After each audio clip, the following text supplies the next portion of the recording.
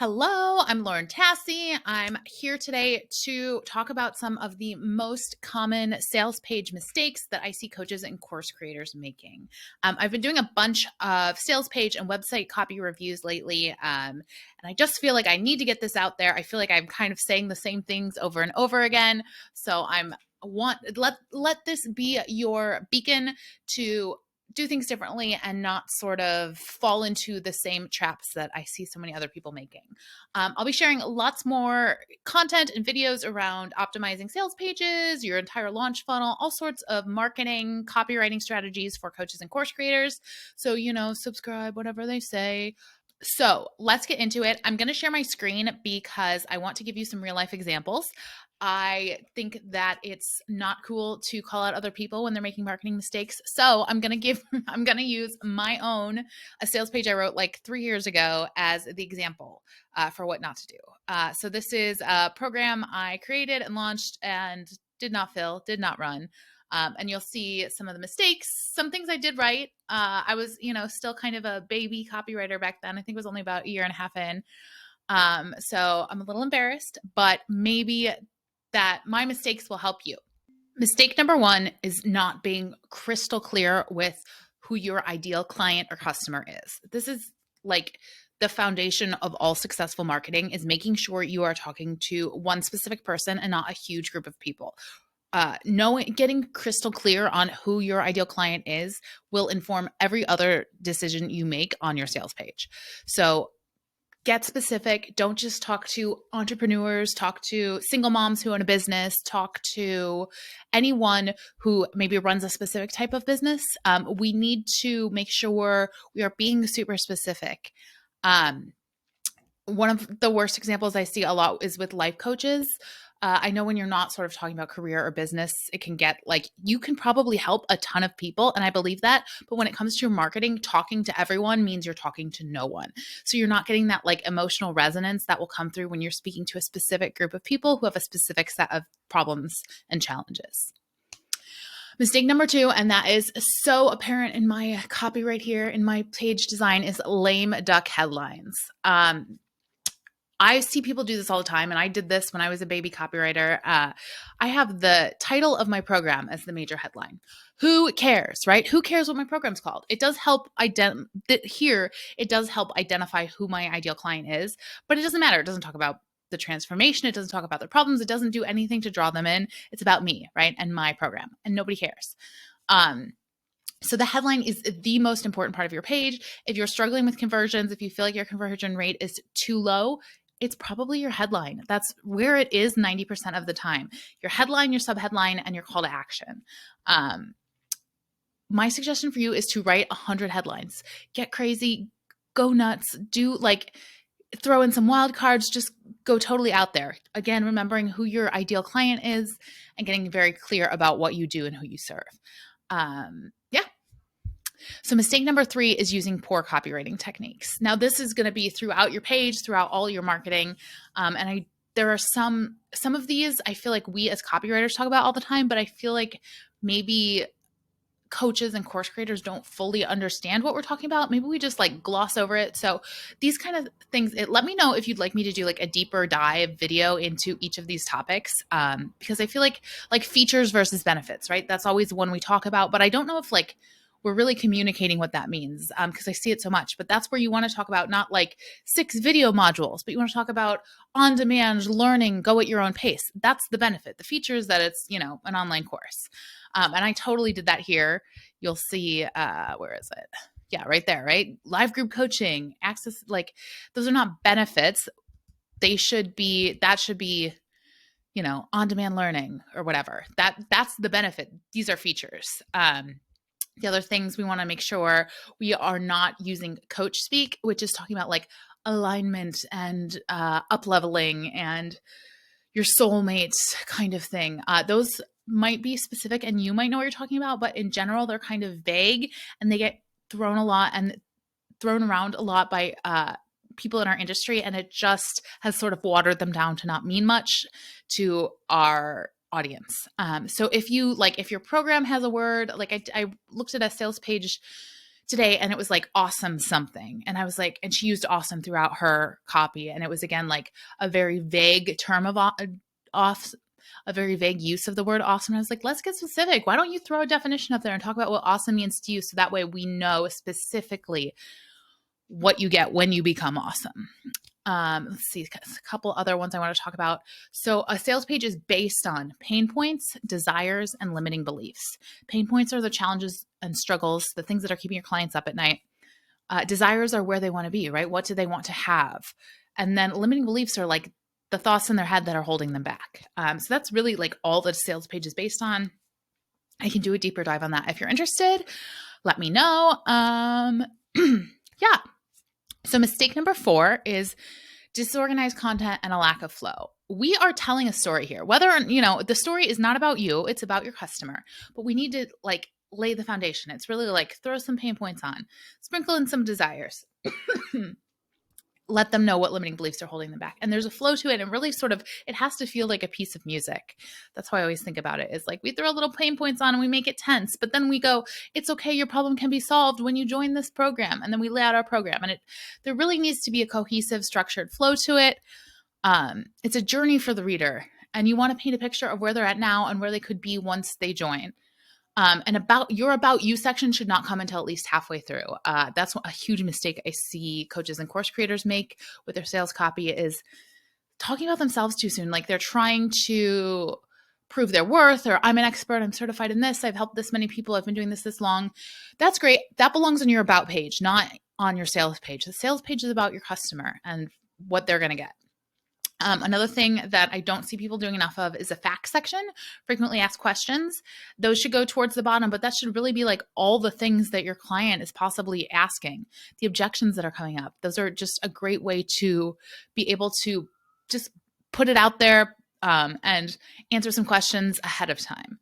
And then a guarantee section. Even if you don't have a guarantee, there's a way to be like, this is, I can't guarantee this because blah, blah, blah, because, there's always a reason to frame something so it's beneficial to the client. Or it's like, you're going to get so much value right away. Like the moment you sign up, you get all this value, which is why I don't offer a money back guarantee.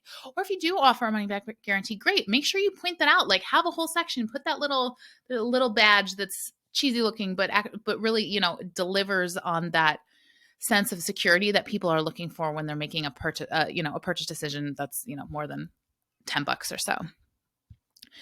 Another mistake I see people making all the time is boring or confusing design and visual aspect. I think I did pretty good here. Again, I would have put a call to action button up here above the fold right when they first land on the page. Obviously, it's closed, so it's join the waitlist instead of sign up for the program. But this could use more white space, right? White space is like the breathing room that people have when they land on any sort of website page. The less crowded it feels with words, the easier it is to read, and the more likely we are to keep going further down the page.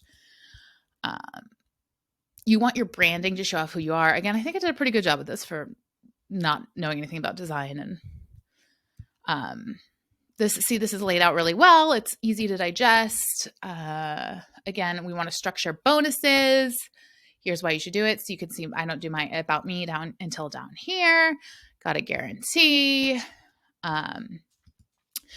Call to action buttons throughout, on the side of too many versus too little. So one of the big mistakes I made here is this is built on MailChimp. You can build landing pages in MailChimp. I think it's free or it's cheap. If you already have your list on MailChimp, I feel like that's how they get you. It's like you start on MailChimp and then you can never leave. This is not a great design, no matter what. Like I tried my best with this, and somebody who is even less skilled or less knowledgeable about sales page design is going to struggle even more in MailChimp. My suggestion now for anyone is to use ClickFunnels. It's really easy to work with. Their templates are great. Like they're just proven to be high converting. So it's like, please spend some money on your business to create a sales page that will convert a few percentages higher versus one of these that just doesn't look right. Like you can see it, right? You can see how it's just very DIY. And when people are giving over their hard-earned dollars, we want them to be confident in what they're buying. Okay, so mistake number 6. I talked about call to action. Let's get specific. If you do not have a very clear and very specific call to action, your conversions are going to be hurting. A call to action is what you want someone to do. Join your program, sign up for your email list, book a call. And it's literally, it's go with a verb, right? I would be curious if I've ever written a call to action that didn't start with a join, do this, a verb. And make it very clear. Like, this is call to actions are not the time to be cute. Call to actions are not the time to like use wordplay. This should be like the most simplest. A 4-year-old would understand what you mean. The other thing that I have seen work, and I think can work in a lot of places, is like yes, I'm ready to change my life and join this program. Yes, I want to sign up and feel better about my blah, blah, blah. Those can work too. I think that I like that adds a little playfulness and a little fun to a call to action button. Mistake number 7, which I totally did here, and I think I did it because I didn't have any testimonials, but you need testimonials and reviews of some sort on your sales page. If you are like I was at this time, where I sort of knew what I was doing, I still had testimonials from clients who weren't coaching clients, but were copywriting clients. And it may not have been an exact like, oh, I'm so glad I joined this program, but it was like, Lauren was great to work with. She helped us do this. Anything is better than nothing. That social proof is so important when it comes to conversions. You could literally make a page that was like all testimonials and probably still convert, even if you did none of these other things. So don't let that one get away, because it's so important, social proof for conversions. Mistake number 8 is not having an emotional close. I see this so often, but the last thing that's at the bottom of your page is so important. Because the people that get to the bottom of your page are the ones that are invested but are still on the fence, right? They've read all of this. This is a short sales page, by the way. Like, I do 8,000, 10,000 word sales pages. If they are still with you and you get this far down, we need a really strong emotional close. And I kind of started it here. I use this technique called future pacing, which is where you basically paint a picture of where they're at now and how much worse things could get, right? This is where it gets like, if you think copy can get icky, it can get a little icky here. But if you do it the right way, from an ethical point of view, from a point of view that's not so much about like it's doom and gloom if you don't join, but it's like this is a choice you have to make. You set it up like, here's where you're at now. If you stay stuck, it's actually going to get worse, and you're not going to just stay where you are. So you have a choice to make right now. You can take this, say yes, and imagine how great it will be. And then you paint a picture of it, and then you go, I believe in you. Or, maybe not I, but you give them that confidence to do it and make the choice, and that this has worked for so many other people. So won't you join us right now? The time is now to make a choice. Boom, call to action button, the end of your page, right? So I did a little bit of this here, but you can really like draw that out, make it really great, make people use vulnerability there for a compelling emotional close. And the final mistake that I see people making, especially coaches and course creators, when it comes to sales and landing pages, is ignoring SEO and page performance issues. I feel like there are so many coaches out there that are just like not worried about SEO. They're like, I don't care, I'm on social media, blah, blah. SEO is this great free place where you can be getting traffic that has nothing to do with social media, that you're not reliant on Instagram, that you don't have to pay for ads. It's just like this great free thing that if you get a little bit of help with, or watch a couple YouTube videos, if you want me to talk about that in one, let me know. And really just learn like a little SEO. You could learn it in an hour, I bet. It will make your page so much better and bring in free organic traffic through Google. And you also need to double check that your page is working properly. Click every link, make sure every video plays, make sure that it's loading quick enough, because that's a huge problem when it comes to sales pages that are super long or have lots of videos. Sometimes they just like aren't loading fast enough, and that's going to kill your conversion rate. And you definitely want to test out your checkout point, like go through, make an actual transaction. You can probably set up a discount code so you're not like, charging your own credit card, but you want to make sure that works, because if there's something broken in your checkout system, that's going to kill your conversions too. I've seen it happen. It's so heartbreaking. And that's it for the 9 mistakes I see coaches and course creators making the most when it comes to their sales pages and their landing pages. If you are interested in some more support, I have a couple places I can help you out. The first, if you're planning a launch, If you're thinking about launching, I have a free Zen AF launch checklist. This is exactly what works for like the $1 million coaches I do copy for. It's a 3-month plan to handle all your content, give your launch the breathing room it needs so you can show up and be magnetic, right? You don't want to be stressing out and writing your sales page at the last minute. This is sort of that roadmap that all the, the big time coaches use to help you get where you want to be and have your best launch ever. I'll drop a link to that in the description. I also would love to keep making more videos like this. Let me know what sorts of copy and marketing questions you have. You can leave a comment.